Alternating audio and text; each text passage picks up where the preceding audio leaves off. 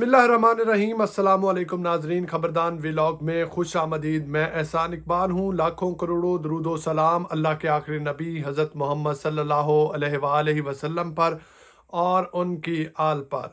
आज जो अहम तरीन ख़बरें हैं, सबसे पहले तो ख़बर है जी शेख रशीद साहब के हवाले से। चूँकि शेख रशीद साहब जो है वो ख़बरों में इन रहते हैं और ये उनके पास एक कहा जा सकता है कि फ़न भी है और उनकी गुड लक भी है कि वो कुछ दिनों के बाद अगेन जो है वो ख़बरों में दोबारा से आ जाते हैं। तो शेख रशीद साहब ने नया कट्टा जो है वो खोल दिया है। वो क्या है वो भी आपको बताते हैं। उसके बाद इमरान खान साहब के जो साइफर केस के हवाले से चहमगोइयाँ चल रही हैं और बहुत से मुखालफिन जो इमरान खान साहब के हैं उनके जो होशो हवास है वो जो है वो उड़ चुके हैं।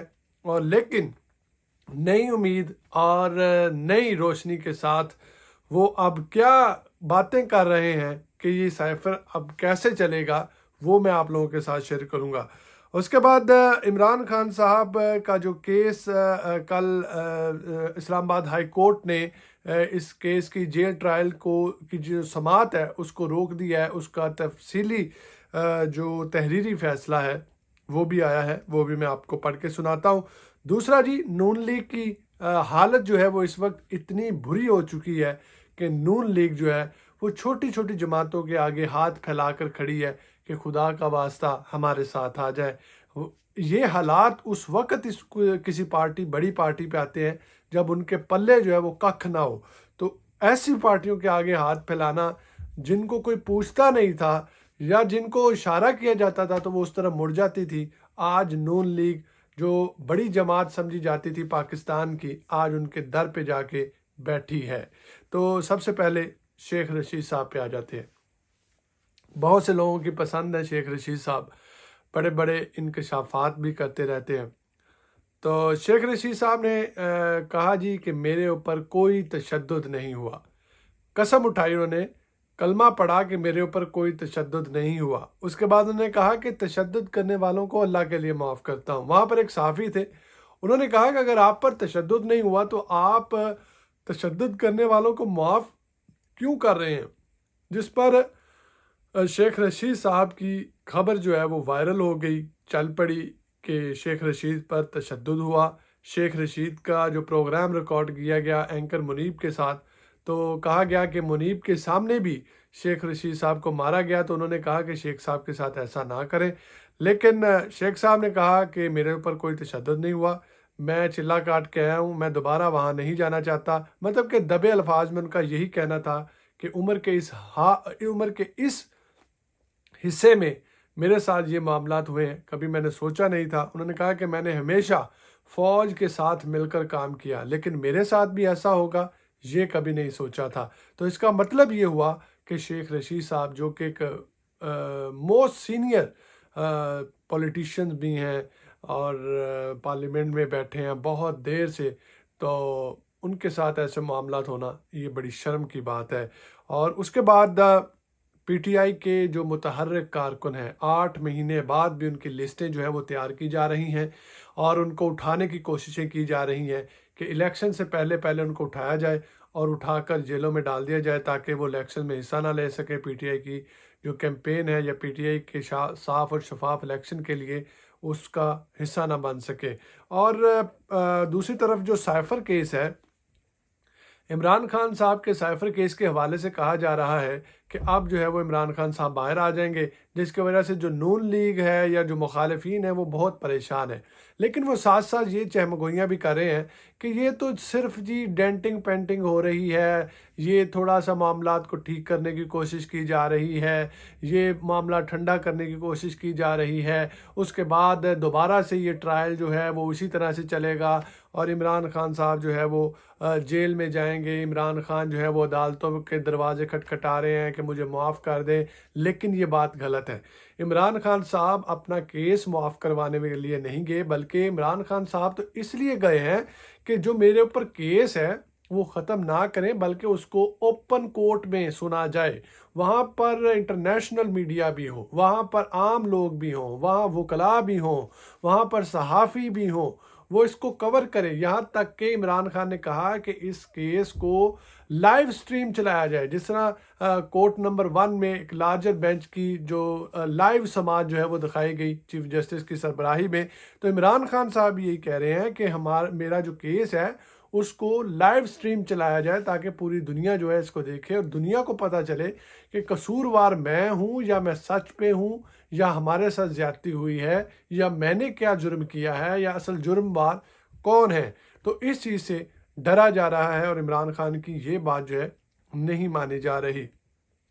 بس عمران خان صاحب کو جیل میں رکھنا ہے اور سب سے بڑی بات یہی ہے کہ عمران خان جیل میں رہیں اور جیل سے باہر نہیں نکلنے دینا عمران خان کو. یہ جو ہے سسٹم اس انداز سے چلایا جا رہا ہے. جو تحریری فیصلہ آیا ہے، جو جیل ٹرائل روکنے کے لیے یا اس کی سماعت کو روکا گیا ہے اسلام آباد ہائی کورٹ کی جانب سے، اس میں دونوں جو ججز ہیں انہوں نے یہ لکھا ہے کہ جو جیل ٹرائل ہے اس کو کسی بھی صورت میں اوپن ٹرائل تصور نہیں کیا جائے گا، خواہ اس میں ان کی فیملی کے ممبرز موجود ہیں، خواہ اس میں کوئی وکلاء موجود ہیں، لیکن جو جیل ٹرائل ہے وہ جیل ٹرائل ہی رہے گا. لیکن اس جیل ٹرائل کو اوپن کورٹ نہیں سمجھا جائے گا. اور جیل ٹرائل کے لیے انہوں نے کہا کہ ہمیں کوئی دستاویز جو ہے وہ مہیا نہیں کی گئی اور اٹارنی جنرل کے پاس بھی کوئی ایسی دستاویزات موجود نہیں ہیں جس پر ہم یہ کہہ سکیں کہ جیل ٹرائل جو ہے وہ ٹھیک چل رہا ہے. اس کے بعد اٹارنی جنرل نے کہا کہ وفاقی کابینہ کی منظوری تھی تو یہ جیل ٹرائل چلایا گیا. تو اس پر ججز نے کہا کہ وہ دستاویزات کہاں ہیں؟ اگر وہ دستاویزات آپ کے پاس ہیں تو وہ ہمیں دیے جائیں.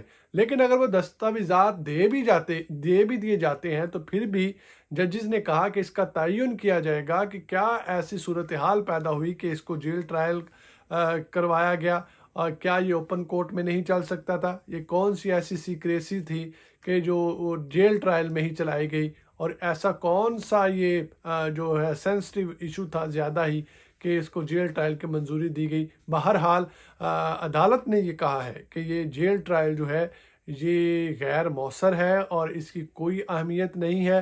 بہرحال انہوں نے اسٹے آرڈر دے دیا ہے.